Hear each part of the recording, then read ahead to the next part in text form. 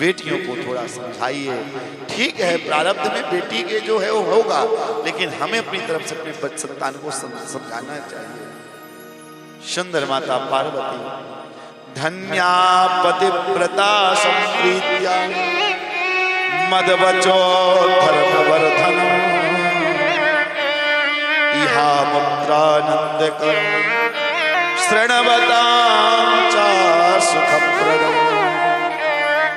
अब तो माता पार्वती को सुंदर पातिव्रत धर्म का उपदेश करते करते माता मैना ने एक ब्राह्मण स्त्री को बुलाया और ब्राह्मण स्त्री को बुलाकर कहती हैं, आप जाओ और आप जाकर के मेरी बेटी को शिक्षा दो। हो सकता है मैं माँ हूँ और माँ की बात बेटी ध्यान से ना सुने, लेकिन आप एक ब्राह्मण पत्नी हैं, सम्मान की दृष्टि से मेरी बेटी आपकी बात जरूर मानेगी। आप उस बेटी को पातिव्रत धर्म का उपदेश। ब्राह्मण स्त्री आई और ब्राह्मण स्त्री आकर के पार्वती मैया को समझाती है, बेटी पार्वती, स्त्री को चाहिए कि जीवन में सबसे पहले भुंज्वा भुक्ते प्रिया पत्यो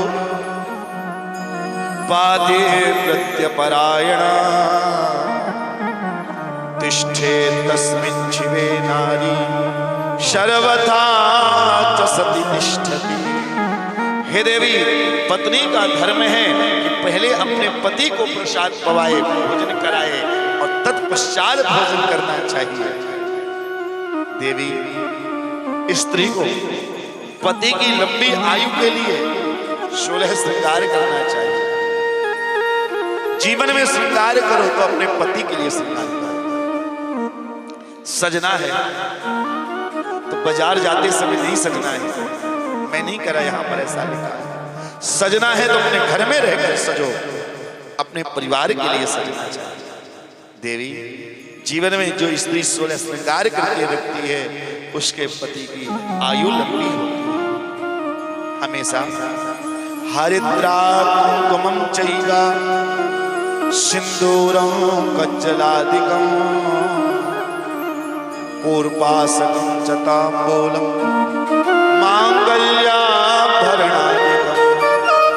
देवी, सिंदूर लगाकर हमेशा रहना, हाथों में हमेशा चूड़ियां पहनना, पैरों में पायल पहनना, पैर की अंगुलियों में सुंदर आप मुद्री को पहनना।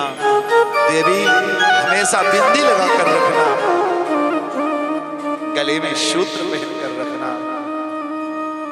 जीवन में पति की इच्छा हो, आयु की इच्छा हो पति के, तो आप काजल भी लगाना। काजल भी 16 श्रृंगार में काजल भी श्रृंगार होता है। इसलिए भगवत प्रेमियों, क्षमा करना।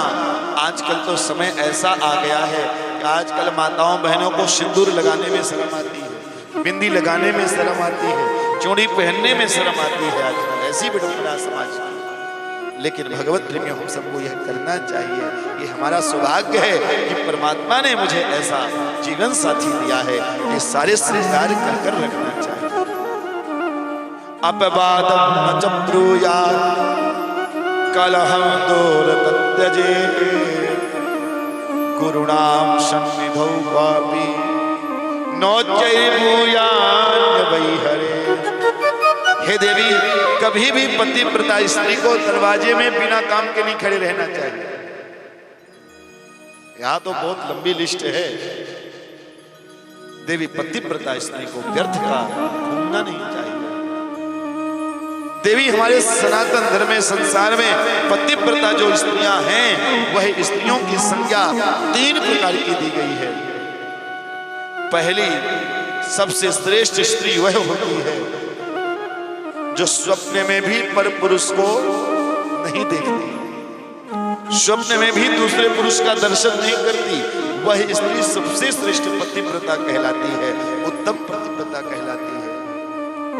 दूसरी स्त्री वह होती है जो पर पुरुष को देखती तो है, दूसरे पुरुष को देखती तो है, लेकिन भाई, पिता या पुत्र की दृष्टि से देखती है। यह मध्यम पतिव्रता स्त्री का धर्म है। तीसरी जो अधोगति की स्त्री, तीसरे नंबर की स्त्री होती है, वह स्त्री वह होती है जिनके मन में कभी कभी कुभाव आ जाता है, लेकिन कुल के भय से, परिवार के भय से वह गलत कार्य नहीं कर पाती हैं, वह भी स्त्री अधोगति, तीसरे नंबर की स्त्री मानी जाती है। इसलिए देवी तुम पतिव्रता धर्म का पालन करो। सुंदर हेमान मैना कन्या को समझाते हुए कन्या की विदाई करते हैं। बेटी तुम ससुराल